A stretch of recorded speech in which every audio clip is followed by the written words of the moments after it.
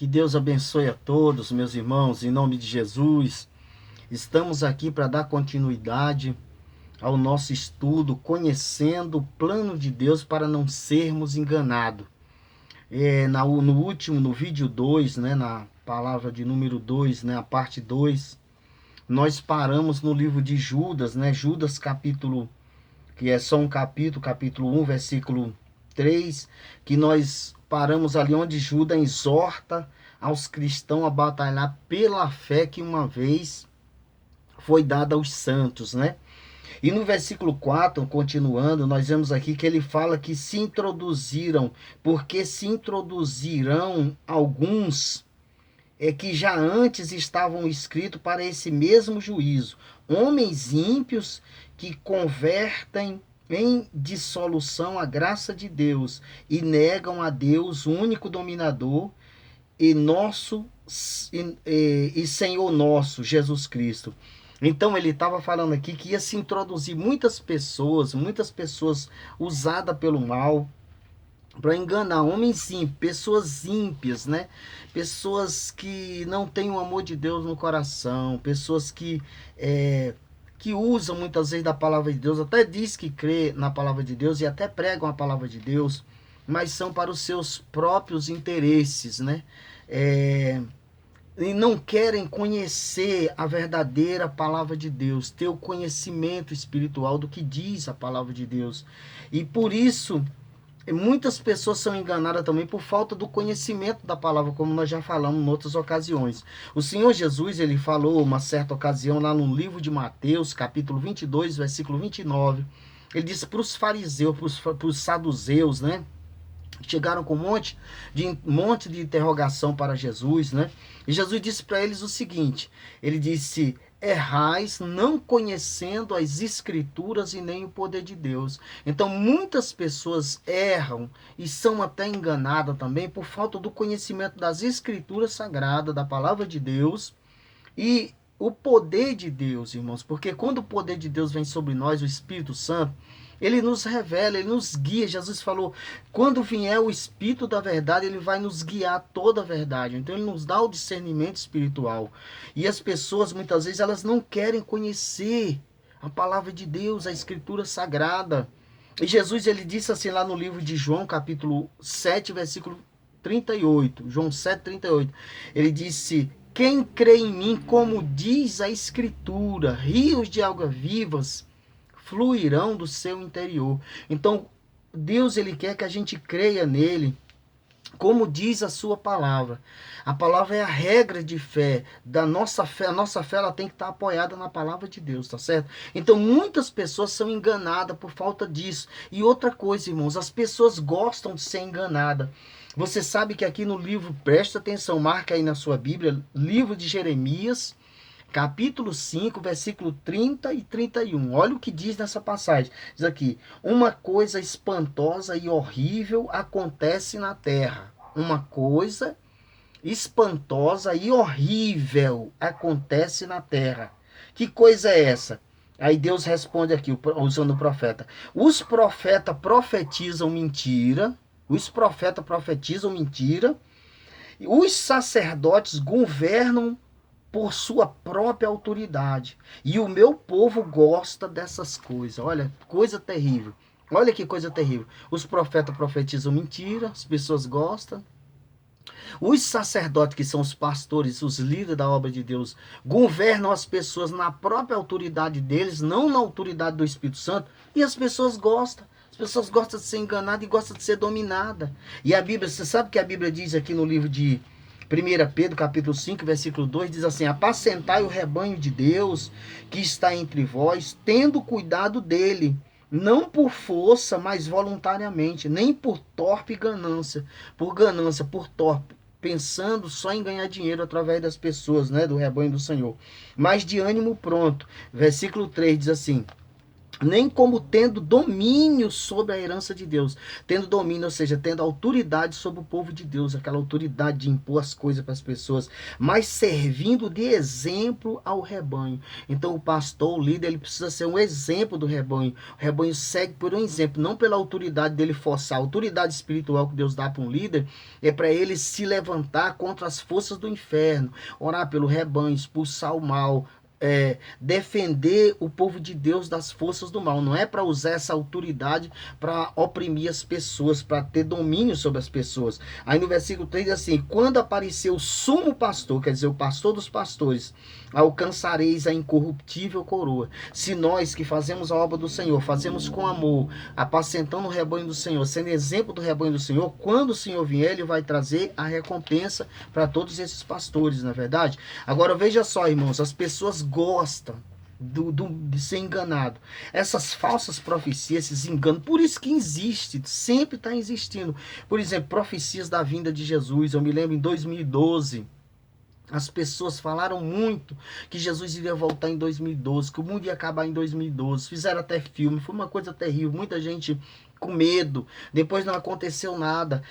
Aí passou um tempo, depois veio em 2017 essa mesma uma fonte de pessoas, um monte de gente falando que Jesus que ia ser o fim em 2017, não aconteceu nada. 2020, o ano passado, veio aquele monte de profecias sobre os 3 dias de escuridão que ia acontecer, coisas terríveis, pessoas viram cavalos pretos andando na terra, gafanhotos do Apocalipse, um monte de coisa, e as pessoas, sabe, as pessoas se deixam ser enganadas. Eu me lembro no início do ano passado, quando tinha aquelas épocas daquelas queimadas, tinha um irmão que fazia, ainda hoje ele tem um canal, um estudioso lá que tem um canal no YouTube, e ele falando que Emmanuel Macron era o anticristo. Falou, não, ele é o anticristo, puxou uma linhagem dele, que era da tribo, não sei de onde, lá de Israel, e que ele era o anticristo. E eu fiquei olhando assim, eu falei, mas como esse cara pode ser o anticristo? Primeiro, a Bíblia diz que o anticristo, quando ele se manifestar, a igreja não está mais aqui na terra. Depois, esse homem ele não está conseguindo governar nem a França, lá onde ele é presidente, estava uma baderna lá. Como que esse cara vai ser o anticristo? A Bíblia mostra que o anticristo será um líder terrível. Os 3 anos e meio de liderança do anticristo vai ser terrível, vai enganar, para poder enganar muita gente. Depois é que ele vai se manifestar. Você entendeu? Aí depois esse cara sumiu. Aí esse ano ele já apareceu falando que no início do ano, que o genro do Donald Trump seria o anticristo, que ele é de Israel também, ele está infiltrado, mostrava a foto do cara. Então muita coisa errada, irmãos. E o Senhor Jesus, ele diz aqui, ó, no capítulo 25 do livro de Mateus, capítulo 25, e o versículo de número 13, ele diz assim: vigiai, pois, porque não sabeis o dia nem a hora em que o Filho do Homem há de vir. Então nós precisamos estar vigiando, que o Senhor manda a gente vigiar, andar na presença do Senhor e não se preocupar, porque vai chegar esse dia, irmão. Se nós não estiver aqui, vai chegar. O importante é a gente estar vigiando, fazendo a vontade de Deus, obedecendo o Senhor, não é verdade? Porque esses indivíduos, eles vêm, lançam um monte de profecia, depois eles somem um pouco, enganam um monte de gente, são desmascarados, mas depois, com o tempo, eles voltam com outras revelações e enganam um monte de gente de novo. Porque as pessoas gostam. Por que as pessoas gostam? Porque as pessoas não querem aprender, não buscam de Deus, o conhecimento da palavra do Senhor, o poder de Deus na vida delas, né?